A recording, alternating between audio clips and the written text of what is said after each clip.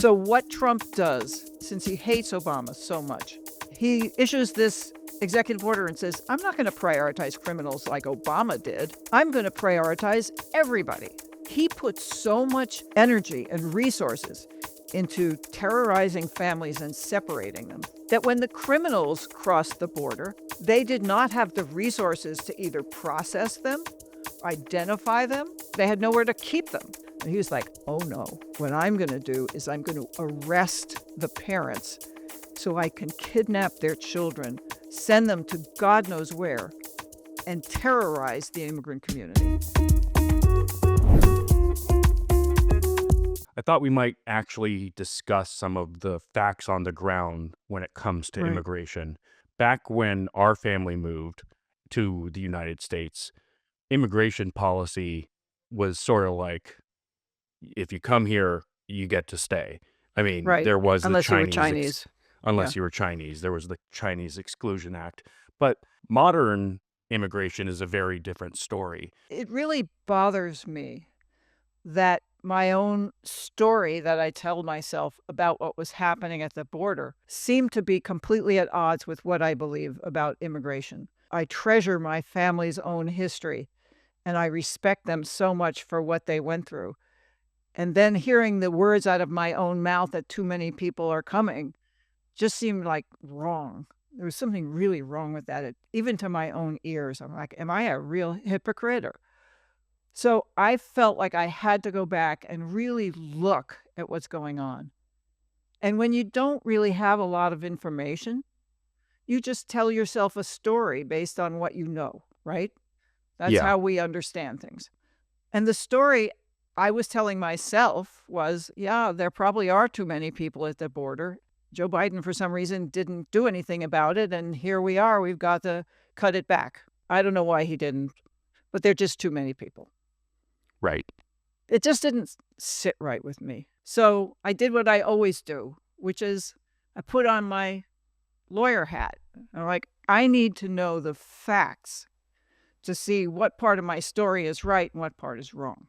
And it's actually incredibly fascinating if it wasn't so terrible. If you really go back to like when I was in high school and immigration was not an issue at all for us, illegal immigration in this country was basically zero. It was nothing. And then you see that it starts to go up as the 60s hit and you have wars of revolution all over the world as the old European empires collapse and the Vietnam War takes shape. Immigration goes up and up and up. But then it starts going flat, but it's still not on my radar at all. And then I grow up and I have kids and we're in the 80s and we live in LA.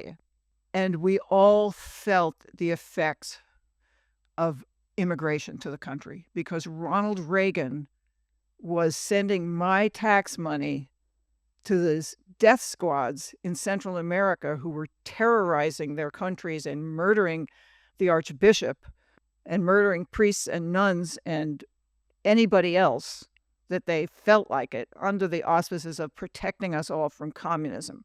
And people in the Central American countries that affected just swarmed to the United States. And if you look at the graph, it just goes skyrocketing in the 80s. After being pretty mellow, it was going up, but it just explodes in the 1980s as people are running for their lives, which they did. And of course, they landed in Los Angeles, a lot of them. And I do remember that. And I remember that there was an uptick in gang violence because when you have like that kind of chaos from some terrible event, usually war, and people are fleeing, the criminals always hop a ride in the chaos. And that happened. And there were gangs that added to the already immense number of LA gangs. And there was problems, even in the neighborhood. There was drugs starting to come in, the CIA and their cocaine money, however they got it here. I remember those times very well, and it Yeah. was not nice. But there wasn't that much of an immigration backlash. We blamed Ronald Reagan because we knew that this was happening. Fast forward a little bit, like about 10 years, The economy goes south a little bit in the United States. You get Proposition 187 as a backlash in California, blaming immigrants because you always do. So it's not the first time you had a huge influx of refugees, basically, into a very small area in the United States, and it creates a backlash.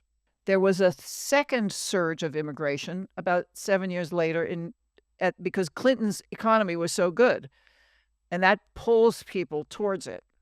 And that was the second wave, but I don't remember anyone reacting to it.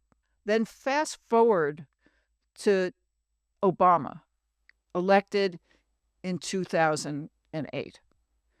George Bush had made a hash of the economy. Everybody remember that the world economy basically collapsed? Right. Yes. Yeah. And so, I mean, we didn't have a very good economy, but everywhere else was worse. And Obama came in and he slammed the door. He was like, you are not coming here. He was the deporter in chief. Yeah. Part of his calculation, I remember, was that he wanted to do a comprehensive immigration policy that was going to acknowledge the millions of people many of whom had been here for decades. And in order to try and strike that deal with the Republicans, he essentially said, okay, you guys are so worried about border security. I'm going to show you that I can do Right. border security and then take you at your word for it. He was the deporter in chief. And then when it came to actually negotiating the deal, they couldn't get past the filibuster and nothing happened. And then he started to pull back a little bit and did DACA and DAPA. But, Obama was always negotiating with himself and actually trusted the Republican Party as though they were good faith actors. Yeah, that was like the Lucy with the football. Yeah. I'll cut a deal with you. Okay, you give in and then we'll take the football away. I mean, Yes. you can see the guy was never a trial lawyer Right. because you would never do that. You would Right. show Exactly. me your cards. Yeah. Yeah, and that's true. And so what happens? He strengthens the border. He hires more agents. Immigration not only plummets to its lowest level since I was in high school, but people start to actually leave the United States. Like 1 million plus Mexicans nationals left during Obama's reign. We lost about 1.5 million undocumented people in the country. And the border was very strong and the levels were really low. It was basically like a net zero immigration Yeah, at it was. that point. Yeah. But what they didn't see under the radar, it was that even though the levels were lower, the composition of the immigrant population was changing. You were getting more families. It used to be when you said immigrants, you meant single guys from Mexico coming to work who would come, and then when the work was over, it was seasonal, usually they would leave, and then they'd come back. By the end of Obama's time in office, the immigrants coming here, there were a lot more people coming from Central America, and there were a lot more families. And they were coming to the border and asking for asylum. Right. So here comes Trump coming down the elevator. And he says, they're bringing crime, they're bringing drugs. We have this terrible crisis. Build the wall. And people lost their minds, like, build the wall. He created that completely out of thin air. Right. Because actually what had happened was 1 million plus immigrants had left. The border was the lowest level it had been in decades. Obama had targeted criminals and new arrivals and caught them, jailed them, the criminals, and deported them. The whole mechanism of the border was actually very strong. And the real problem that really needed to be addressed at that time was that you had undocumented people who had been here for a very long time, and they needed a pathway to citizenship. That was the problem that needed to be solved at the end of Obama's term. And then Trump comes down and pretends like this thing is a problem, and it really isn't a problem in America at that time. No, it wasn't a problem at all. The economy was good. Immigration was extremely low. And the border security was good because Obama had improved it. Just like Trump inherited Obama's great economy and then ruined it, he inherited Obama's great border and destroyed it. And then what does he do? Well, here's what's screwy. I'll tell you what story I was telling myself at the time. I was like, oh, it was all New York bluster. We know that these immigrants that are coming are not criminals. And anyway, Trump will probably just go after the criminals, and he probably will strengthen the border for what it's worth. And there probably is a crisis. Well, I was wrong on all three things. There wasn't a crisis. That's the first thing. The second thing was he didn't go after the criminals. So what Trump does is since he hates Obama so much, he issues this executive order and says, I'm not going to prioritize criminals like Obama did. I'm going to prioritize everybody. The woman who's cleaning your toilets has got to go. The pizza delivery guy, he's definitely going to go. You know what else I'm going to do? When people come into the country, I'm going to arrest them. I'm going to charge them with crimes so that I can take their children away from them. Right. Because usually what happened was a family came in and there were more families coming. You would say to the whole family, you really don't get to come in here. Sorry, you got to all go back. And he was like, oh no. What I'm going to do is I'm going to arrest the parents so I can kidnap their children, send them to God knows where, and terrorize the immigrant community. I never, to the day I die, I do not understand why the American people did not rise up with one voice. I don't care what your views are, and say, this is a stain on the soul of America. I will never understand that. Well, there certainly was a lot of outrage from certain people about For the you. family separation policy. There's no doubt about that, including Kamala Harris, who did some really tough questioning at the time. Why did we forget that? Yes, Why I did we know. forget that? Okay, I digress. What happened was he put so much energy and resources into terrorizing families and separating them, for which he was immediately sued, and for arresting pizza delivery guys, that when the criminals crossed the border, they did not have the resources to either process them, identify them. They had nowhere to keep them. So what Trump does is he takes the people who are least likely to commit crimes and arrests them and puts them in jail and throws them out. And the convicted criminals flood into the United States because he has no room and no processing infrastructure left to process them. During his time in office, he let 58,000 convicted criminals into the United States. They don't know where they went. They never tracked them. They don't have any idea where they went. And the word got out to criminals everywhere that you could come to the United States and they would let you in. People did Freedom of Information Act and pried this information out of them. And they found that under Trump, the number of convicted criminals he let into the United States went up and up and up, even when the number of people coming into the United States was going down to a certain extent. No matter what Trump did, how bad he was, he cut the number of border agents. No matter what he did, it didn't stop people from coming. The first 2 years it was low, but in 2019, it went up like a rocket. And it was families. And they were from Central America. I mean, the whole composition had changed. He was not ready for it. His people admitted that the border was overrun, that they couldn't handle these people. The only thing that saved Trump from a total catastrophe at the border was COVID. He was able to shut the border down. And the number of families plummets. The one number that does not plummet throughout all of COVID is single adults. And the second number that does not plummet but goes higher is convicted criminals. They stopped more convicted criminals at the border in 2020 than they had ever done in the history of the enforcement agencies. So if it tripled, if triple the number of criminals are getting caught, how many are not getting caught. So now we're in 2021, the era of Biden. When Biden comes into office, the border is a total catastrophe, just like everything else Trump touched. Biden looks at this situation and he sees the numbers. There are more families coming in.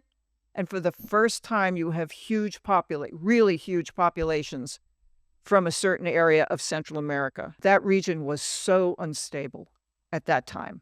People just needed to get the hell out of there. So Biden sends Kamala Harris to those 3 countries, Honduras, El Salvador, Guatemala, to talk to people about what was going on. And she says, the things that are pushing people to the United States, they have been coming for a long time, and there's no quick fix. And she's absolutely right about that. But she brings everybody together, and she gets commitments for over $5 billion from people, from companies and groups, to invest in the infrastructure of those countries to stop that immigration so people feel comfortable staying home. And she's talking to them, and they're working out border deals. Guess what happens? In 2022, the number of people from those countries contracts. And then by 2023, it almost evaporates. So she did a good job, but what they didn't count on was that as the number of people from Mexico went down, the number of people from the Central America went down, the rest of the world was catching on. If we think COVID was bad in our country, it was like a nuclear bomb detonated in the rest of the developing world. I mean, we saw it in Central America. So all of a sudden, for the first time, almost half of the people showing up at the border are not the people that Joe Biden was working very hard to control. Mexican nationals and people from Central America. All of a sudden, you have people from India, you have people from China, you have people from Russia, you have people from Brazil and Haiti and Nicaragua and Venezuela. All of these other countries that are having catastrophic situations with their economies because there are traffickers who are sending social media messages out to them saying, I can get you to the border. And since the United States doesn't have diplomatic relations with half of these countries, you're going to have to let you in because Mexico won't take them. So all of a sudden, the border is flooded with what they call other nationalities, which until then were just a blip. And it got even worse in 2023. Biden saw that, and he tried some fixes. Like he created paroles, what they call them, which is how we got refugees from Europe in after the Second World War. Right. He created these special categories for people who were really Venezuela and Nicaragua Haitians. and the Haitians that Trump is hating on so much. Yeah. Because Biden saw, okay, we need to have an organized situation for these people. The parole program has money for communities, not enough, but they did have some structure. They could pick out the communities they would go to, whereas at the border, you let them in, you don't know where they're going to go. So he tried, but it was too much. They did not react fast enough. It was like saying, well, we really need rain for our garden, but we don't need a 4-day deluge. We can't handle that. Right. I mean, the Republicans were quick to jump on him and say, oh, you've got open borders. Well, the world had open borders. That was the problem. I mean, Biden kicked out about half of the people that came. He kicked out a higher percentage of the people who came than Trump did. It was just that the numbers were so high. One of the things that I think is really interesting about this is that the impact of a terrible president like Donald Trump many times is not felt for years down the line. The ripple effects of terrible decisions. It reminds me of some of the horrible things that Ronald Reagan did that we just realize when we look back 40 years later. Oh, that started with Reagan. Oh, that started with Reagan. Donald Trump created a terrible immigration situation that had ripple effects throughout Joe Biden's presidency. Yeah, Joe Biden had to it was like, fixing the plane while you're flying it. Because of COVID and because of the pent-up demand. But, 2020 would have looked like 2019, except much worse if it hadn't been for COVID. Trump would have been faced with an immense surge of people at his border, but COVID interrupted that. And it just picked up when Biden got in 2021. And he was trying to deal with the problem at hand, but then the problem changed. And, you can't discount the effect of social media, where traffickers were sending people messages basically saying, I will fly you to Latin America and you can make your way up to the border of the United States. And I think they're going to let you in. And when you're desperate, you'll grab at any straw. All this said, this is a fixable problem. This is a fixable problem. After the first time we talked, and I went back and did a little bit of research, actually lots of research. I got papers all over the place here. It was very clear to me after 10 days that this is very fixable. I don't care what they say. Oh, it's an insoluble problem. No, it isn't. I mean, come on. We put a man on the moon, right? I mean, we put a man on the moon. We can micro-target a voter, right, to their social media, what they watch on social media, and give them an ad that plays over and over. We found that out, recently. Well, you know what? Good for them. Don't tell me we can't fix this problem. There are a couple of things that you could do. But the first thing you got to do is figure out what the hell you want to accomplish. The problem will remain unsolvable until we agree on what the hell we want to accomplish. Some people say you should have no immigrants. They're all criminals and crooks. And those people, I don't know what to tell you. You're just wrong. But then if you think that immigration is basically a good thing for America, and that's one fact you have to deal with. The second fact you have to deal with is people will come here. Regardless of what you do at the border, they will find a way in here. So you have to make sure that the most people come here through a legal process, which will be very helpful for the countries to be able to absorb people. Immigration is a push-pull, right? People say it's all Joe Biden's fault. No, it isn't. Joe Biden could have open borders, and, if people weren't desperate, they wouldn't come here. Right. As long as they're desperate people and economies that don't work and governments that are in chaos, people will come here. I mean, we know that from all over the world. The whole world is in motion right now because of failed governments. We're not going to be immune from that. Right. But most of our immigration is usually coming from our own backyard in places where we had a hand in creating the problem. Yeah. And don't tell me America doesn't know how to make investments that stick. They do. First, you have to decide what you want. Then the solution is easy. I mean, I figured that out in about 3 days.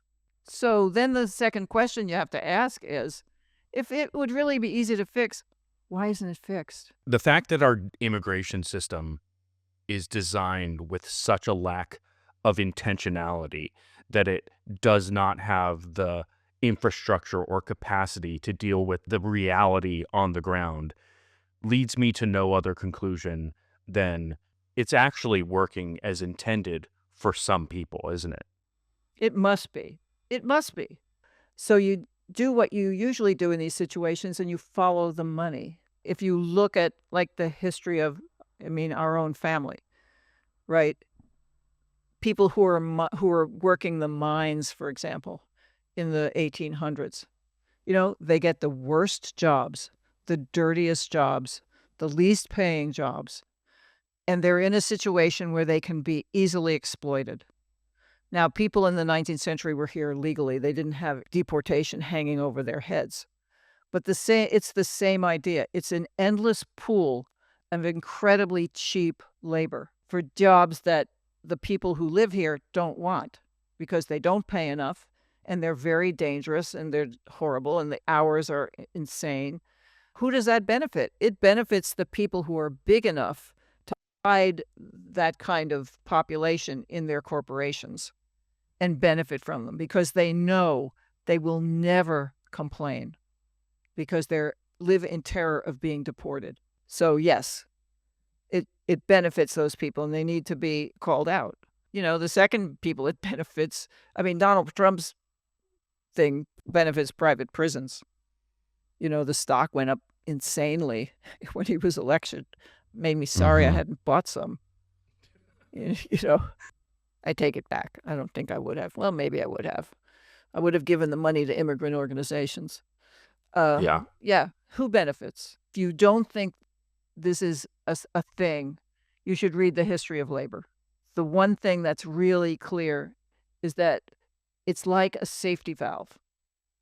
When you need cheap labor, you make all these noises about hating immigrants, but you let them in. And when the economy contracts, which it always does, you have an excellent scapegoat, because you definitely need a scapegoat for, the economic chaos that is caused by oligarchy and monopoly, which we're having in spades these days. Immigrants are a perfect punching bag. Look at those immigrants who are, trying to steal your little cookie when I have 10,000 cookies and you can't have any. Right. The thing is, it Now- works every time. Yeah, it works every time. Thanks so much for watching, everyone. That was a clip from one of our full episodes, so if you want to hear more of that discussion, please click the link on your screen. And if you're enjoying these discussions, please like and subscribe and let us know what you think in the comments. And please consider supporting us on Patreon, where you can get early access to our videos and bonus content. Patreon.com/talkingpoliticswithmom. Thanks so much, everybody, and we'll see you next time.